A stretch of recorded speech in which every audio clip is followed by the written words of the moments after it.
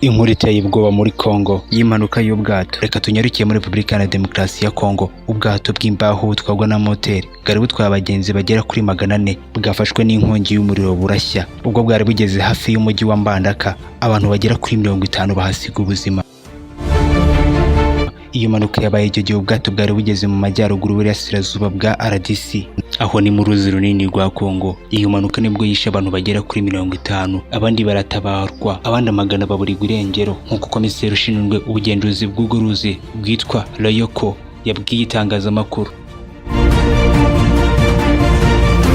Ubwo bwato bwitwa Haiba Kongoro bwakoze impanuka bwari buvuye ku cyambu cya Matakombo, aho bwari bugiye muri teritwari ya Bolomba. Abenshi mu bagenzi, cyane cyane abagore n'abana, nibo bapfuye nyuma yo kwiroha mu mazi bahunga inkongi y'umuriro. Ababarirwa mu ijana muri abo bagenzi bakimara gutabarwa bahise bajyanwa ahantu bashobora kwitabwaho byihuse. Bahise bajyanwa mu mujyi wa Mbandaka. Abenshi muri bo bafite ibikomere bikabije byatewe n'iyo nkongi y'umuriro. Abashinzwe ibikorwa by'ubutabazi n'ubuyobozi bw'inzego z'ibanze zo muri ako gace barashakisha abagenzi babarirwa mu magana baburiye muri urwo ruzi. Abahegereye bavuze yuko urwo ruzi rukunda kuberamo impanuka nyinshi z'ubwato bitewe yuko ziba zitwaye ibirengeje ubushobozi bw'ubwato. Ati zimwe na zimwe izo ngendo zikorwa nijoro, abagenzi bamwe na bamwe badafite amakote yabugenewe abafasha kwirwanaho mu gihe ubwato bugize ikibazo.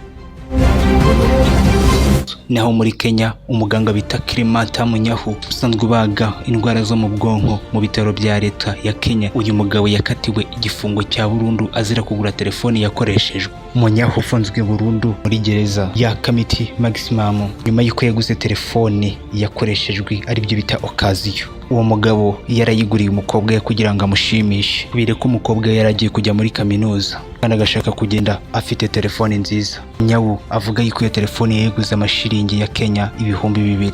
Yavuze yuko yayiguze n'umukozi ukora mu bitaro by'uburuhukiro byitwa Justice. Ikinyamakuru Tuko cyo muri Kenya yatangaje ko iyo telefoni ngo yayiguze yumva ko ari telefoni ishimisha umukobwa we nk'Imana amuhaye. Umunyeshuri mushya wa kaminuza uwagurishije telefoni Munyahu bayagurishije kuko yarakeneye amafaranga cyane kugira ngo ajye gushyingura nyina wari wapfuye, kandi ko bari batuye kure cyane. Nuko muganga yemera kuyigura kugira ngo afashe mugenzi we.